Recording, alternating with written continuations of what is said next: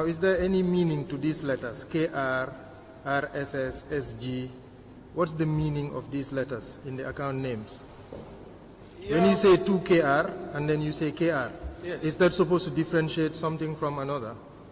Yeah, from the,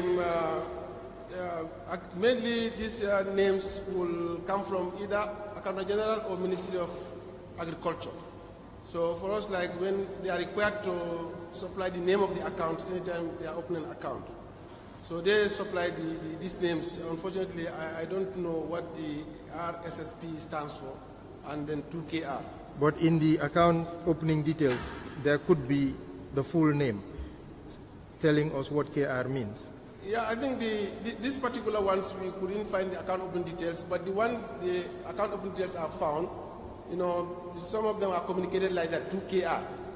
That's how they will also state it in the account opening request. There are some that we have presented earlier, which has the account opening, details. But these particular ones, we could not find. It's not just this one. We had an experience with one account called MRI, presidential account, that just nobody seems to know what it means. So maybe as a matter of practice, you should insist on the full name of those letters. Okay. Yeah, for your records. You can use your abbreviation anyhow you like, but somewhere in the records, people need to know what MRI means, what KR means, what SSR or SG means. Does your account opening form specify that? Yeah, the account opening form will specify account name. So the one opening the account will write the name. Okay. So, but as you rightly said, when they abbreviate, you could go a step to say what does the in brackets, mean. Yes, in brackets. Yes, to put it so that we have a full information. Otherwise, we'll have accounts full of codes that nobody can decode. Yeah, that's true. Okay. So there were transactions in the dollar account? Yes, there were transactions in the dollar account. Okay, that's fine.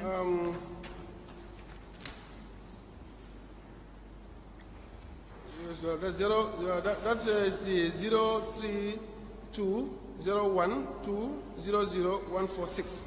Yes, it's also 146. So, yes. Yes, there are transactions, but like unfortunately, this account was closed. Through the letter from Accountant General on the 15th of March 2018. So Accountant General wrote to the Central Bank to close this account. 2018? Yes, 2018. Did he close any other accounts? A lot, but like for the Japanese grant ones, this is the one closed. But we've closed more than 300 accounts this year. Okay. I hope from Accountant General. I hope not the ones that we are investigating in this commission. No, once if we discover any of such, like I remember recently, but there was one to move some money, so we had to write back to them that this is before the commission. This account has been presented to the commission, okay. So we will advise you liaise with them, so that at least we were able to forge ahead. So we wrote to them back on that, and then we haven't heard from them again. Okay. On that. But we try to be a bit vigilant on the accounts that we have, particularly the ones we have already presented. If they rise for any transaction in such accounts, particularly to move funds or to close, so we usually write back to them to liaise with the commission. So that we will all be on the same page. So that what happened to, HIPIC wouldn't happen, again. So we're trying to safeguard against that. Thank you. There is a last account, Japanese grant, SD of Education Project. Yes. Just the 20.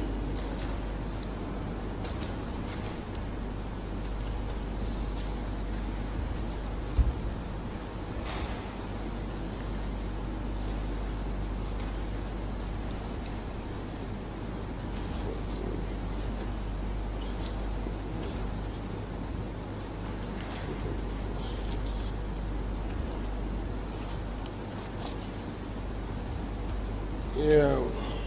Actually, don't seem to have it. It's 142. Oh, okay. It's right here. So that account, there was no transaction in that account. None whatsoever. No whatever. No whatsoever. All right.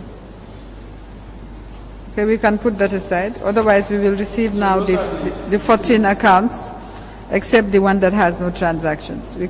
We will note it as not having any transactions. Yes, that's the only one without transaction. The rest, all of them have transactions. Yes. Can I have the rest, please?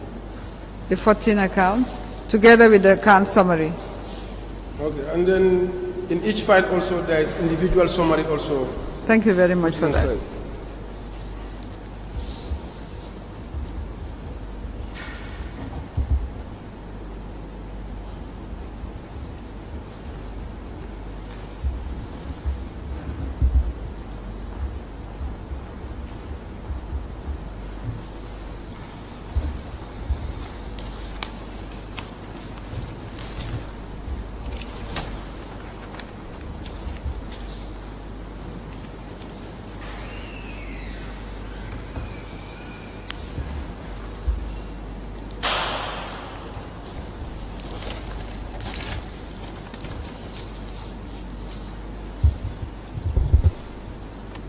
Mr. Chairman, may I apply to have admitted 14 accounts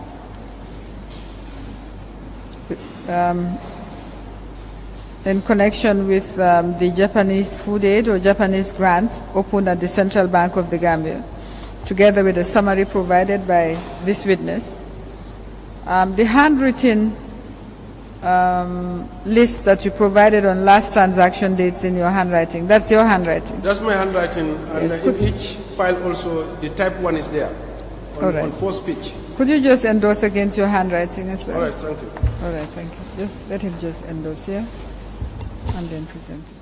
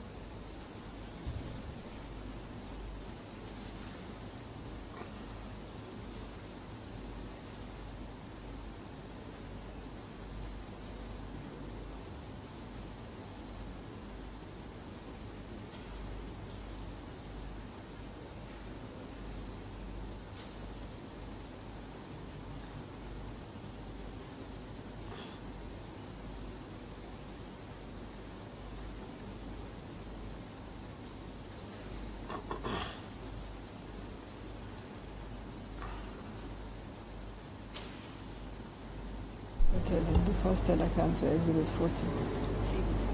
CB40. Was it CB41 or CB40?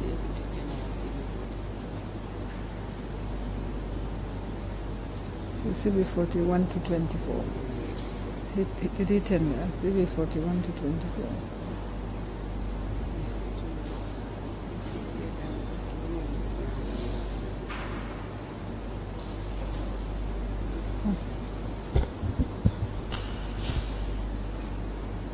I don't know what they're looking at. They're not looking at the...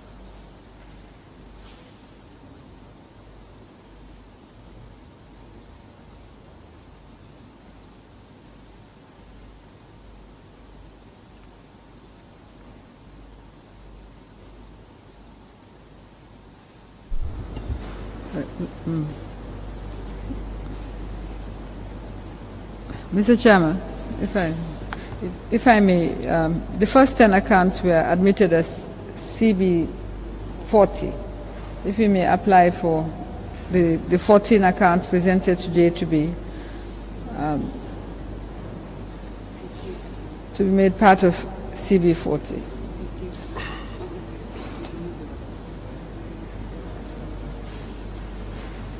The first 10 on the list that has been submitted. The first 10 on the list was tendered as CB40 and admitted as CB40.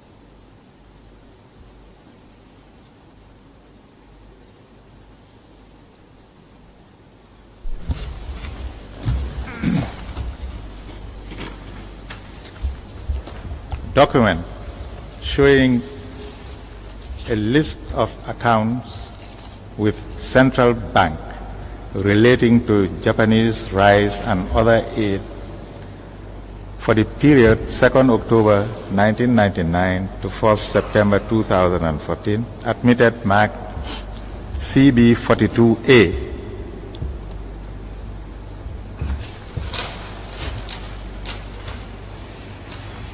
Folders containing bank statements and transaction documents to be marked respectively A, B, C, D, E, F, G, H, I, J, K, L, M, N.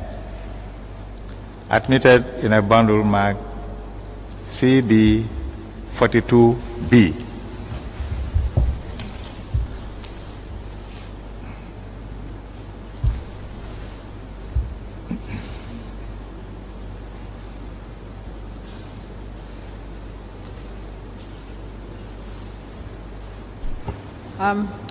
Thank you, Mr. Chairman. I do not have any further questions for Mr. Jawara on these files, on these accounts.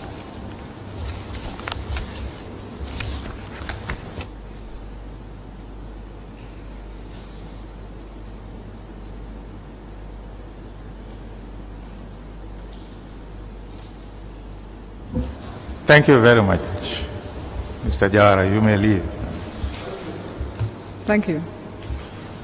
I recall Mrs. Awasise Sabali. I was here before.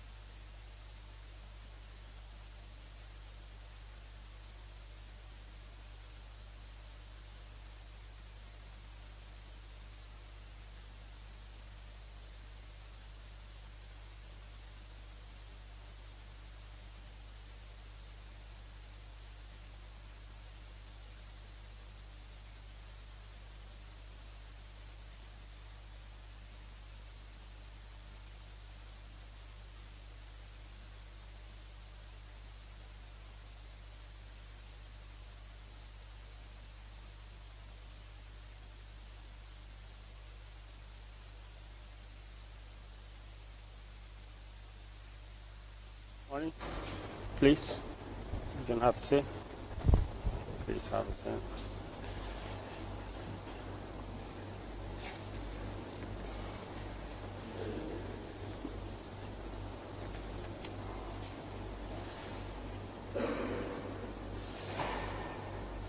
Morning. We remind you of the oath. Just reminding you of the oath. Thank you. Thank you, Ma. Mrs. Sabali, you were summoned in relation to a case, it would appear to be, a case in England, in the United Kingdom, sometime in 1998, during the period when you served as Attorney General Yes, ma'am. and Minister of Justice. Yes, I received the summons. Yeah. Thank you. Could you remind us again of the period you served as Attorney General and Minister of Justice?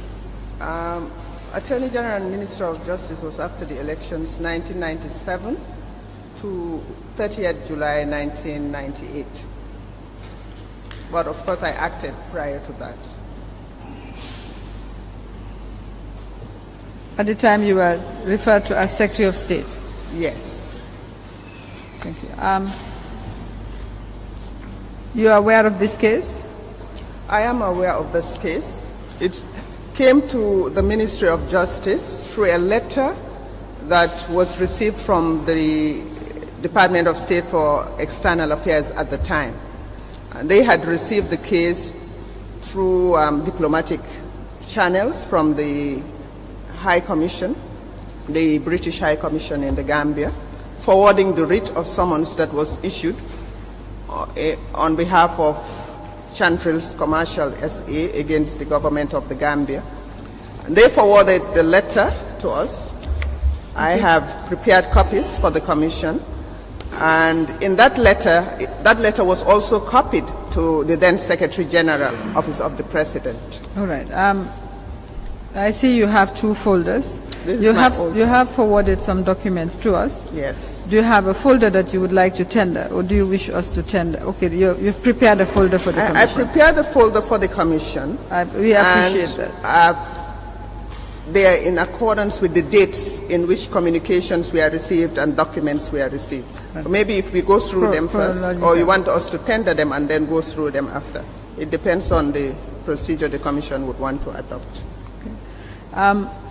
Firstly, we'll just give the file some context. What is the name of this suit that you received through diplomatic channels from the United Kingdom against the Gambia government?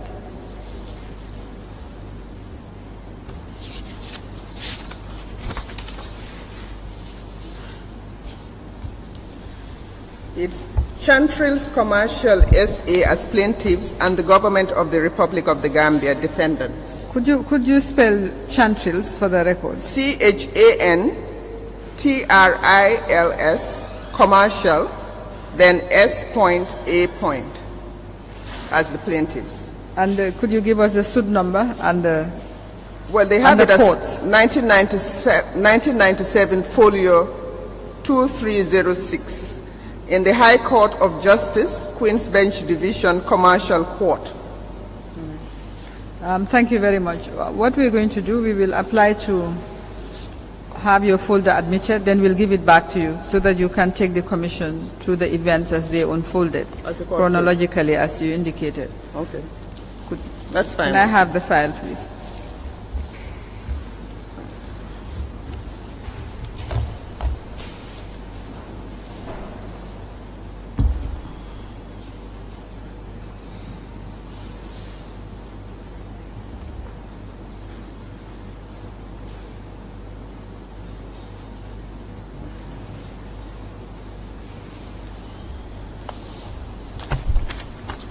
Madam, can I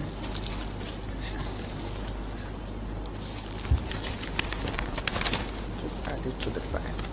It's part of the file.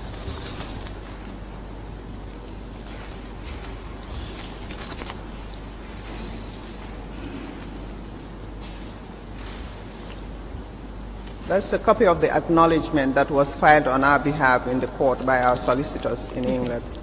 I see that you have numbered each document. Yes. And you have a note. Yes. And so where do I fit this one in? Which of the numbers? Number one is the writ of summons, well, the letter forwarding the writ of summons and the writ of summons. That one is in April. If you look at any date in April when the solicitors filed April. something.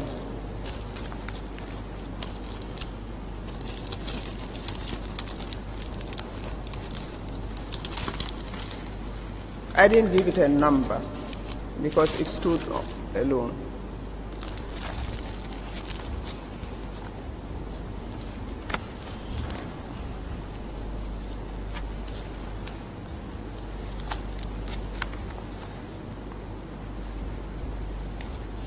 Okay. I'll just put it against number 8. When you get the folder back, you can confirm that it's the appropriate place. That's fine. To place it in the folder. That's fine. Mr. Chairman, may I apply to have admitted a folder containing 15 documents produced by this witness. All the documents are numbered and have a note attached in the witness's handwriting, Yes. I presume, explaining the document.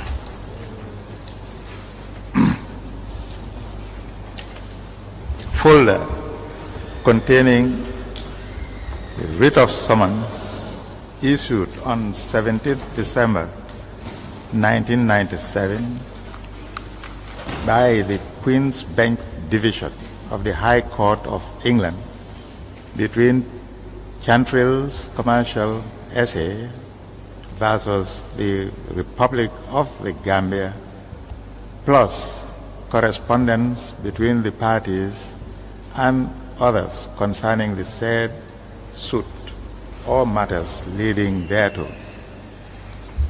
Admitted mark MS 202.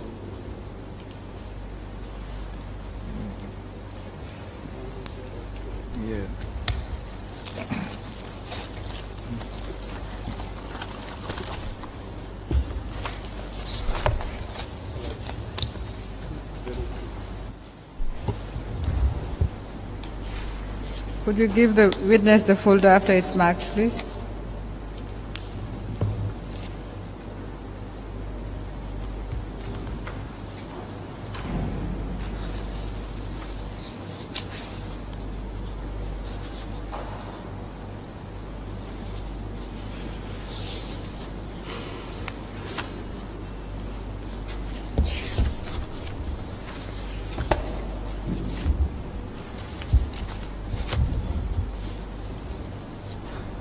Mrs. Sabali, could you explain to this commission the involvement of your ministry, by extension your own involvement in this matter, and how it ended, if it did, during the period you were Attorney General and thereafter, as far as you know, to the best of your knowledge?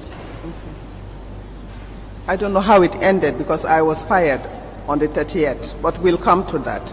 Okay. When I got the letter from the Department of State for External Affairs, which was copied to the Secretary General, I made another copy of all the processes and requested to have an appointment with the President in order to discuss the writ.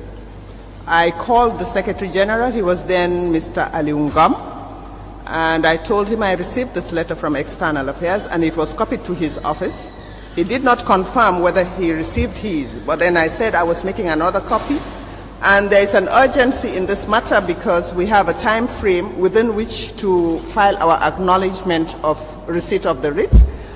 And we have to instruct a solicitor in England who in turn will instruct a barrister to represent us in this matter. And then I made it very clear to him. I said, Mr. Ngom, we had a commission of inquiry on crude oil on the Jawara administration. And I was the counsel assisting that commission. I hope we're not going to have a new scandal in this, during this particular regime, because if that is going to be the case, I'm sorry, I am out. I was very clear with Mr. Ngop. So he fixed an appointment for me to meet with the President, and the President invited him, and we discussed the writ, and he said to me, that's the President, Yahya Jammeh, that he knew nothing about the lifting of crude oil in Nigeria and that the government was not involved in any transaction involving crude oil in Nigeria. And that I should go to the courts in England and tell them that. I said, that's not how it works. We have to instruct somebody there. I don't practice in the courts in England. And we must know something very clear. I said to him that since Department of State for Trade was responsible for ECOWAS matters, etc., whether we could find out from Department of State for Trade if they have any knowledge of this crude oil issue. He said no, there was no such thing, because he would have known.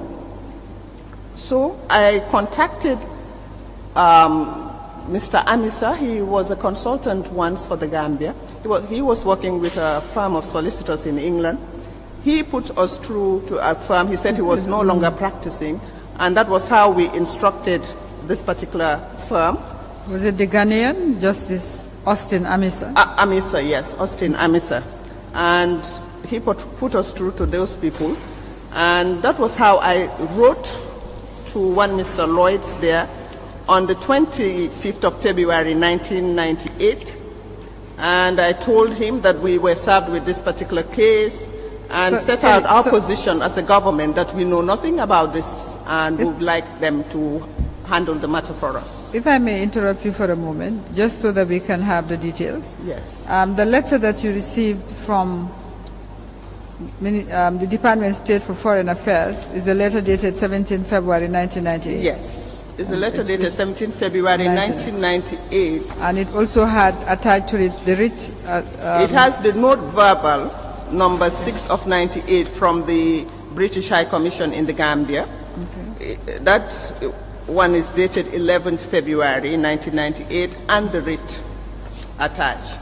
Because the British High Commission forwarded the writ. If I may just read it, it says the British High Commission presents its compliments to the Department of State for Foreign Affairs of the Republic of the Gambia and has the honor to serve on the Department of State for Foreign Affairs a writ issued in the High Court of Justice, Queen's Bench Division, between Chantrell's Commercial SA and the Government of the Republic of the Gambia. And it goes on.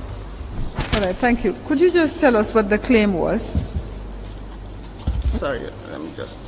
The claim from the writ Chantrell's had against the government of the Gambia. I see there's a claim. If I may just read it from the writ, it says the plaintiff's claim arises out of the defendant's anticipatory and or repudiatory breach of written contract between the plaintiffs and defendants dated 15 September 1997, under which the defendants agreed to supply to the plaintiffs all of the crude oil provided to the defendants under a contract between the defendants and the Nigerian National Petroleum Corporation dated 30th July 1996 and signed on 2nd August 1996 and extended for 1 year by a letter dated 12th September 1997 and is for 1. Damages including but not limited to the repayment of US dollars 601,625.32, being the balance of a prepayment made by the plaintiffs to the defendants and loss of profits. 2. Interest pursuant to Section 35A of the Supreme Court Act 1981 on all amounts awarded due to the plaintiffs to be assessed and costs.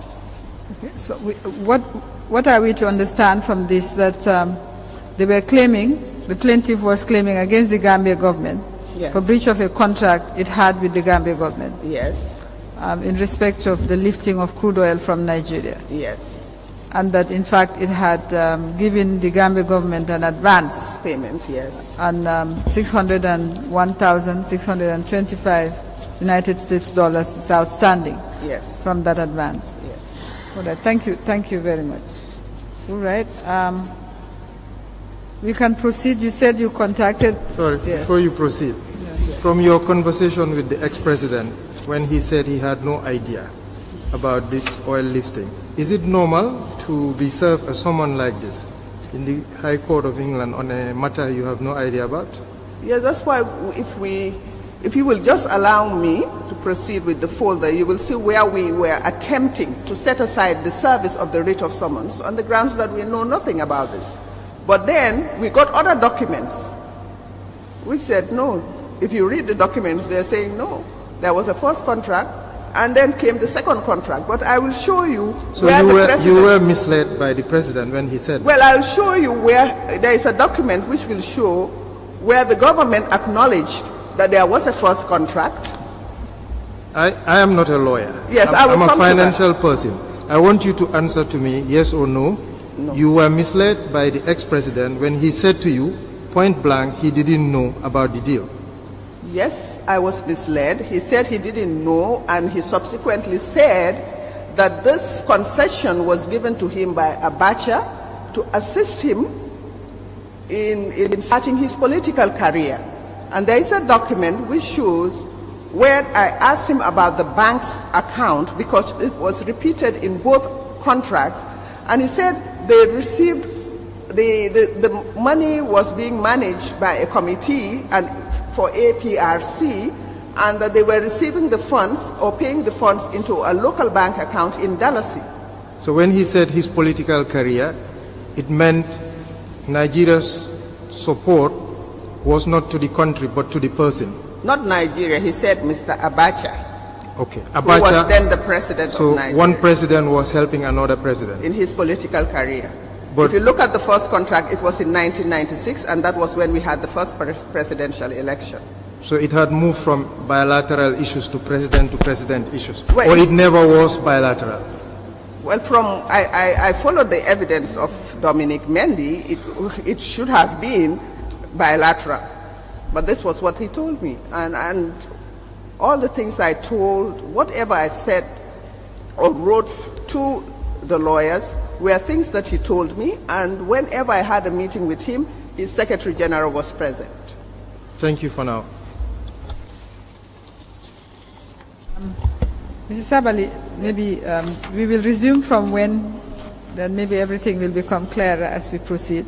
Yes. When you wrote to Robbins Lloyds Esquire, solicitors in England, to represent the Gambia government? Yes. Okay. I wrote them a letter on the 25th of February 1998, and I copied the Secretary General, if you look at the foot of that letter, and that I told them that the government was taken aback by the claims being made against the Gambia government, and that maybe you can just read briefly so that your narrative flows.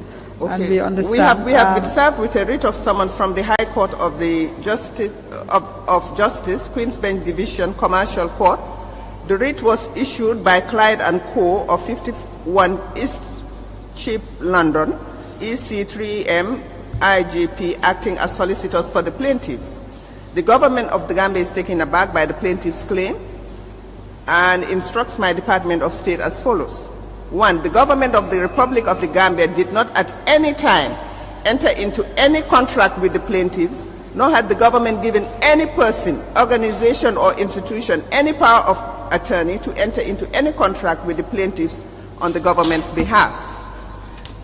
From the official records of the government of the Gambia is not involved in any crude oil transaction with the Nigerian National Petroleum Corporation, nor has it appointed any agent to enter into any such transaction with the Nigerian National Petroleum Corporation on its behalf. The government of the Gambia would highly appreciate it if the plaintiffs could make available to the Department of State for Justice of the Gambia all copies of all documents relating to the alleged contract for the matter to be investigated, if this is possible. The government of the Gambia rejects the plaintiff's claim and instructs that the suit be defended. Thank you. Yes. We can stop there. I think that makes the position as you quite clear. Yes. And this is what you were instructed to do. I was instructed, and the instructions were given by the President himself. All right, so tell us what happened after that letter. Council, we have to rise. We'll be back in 15 minutes.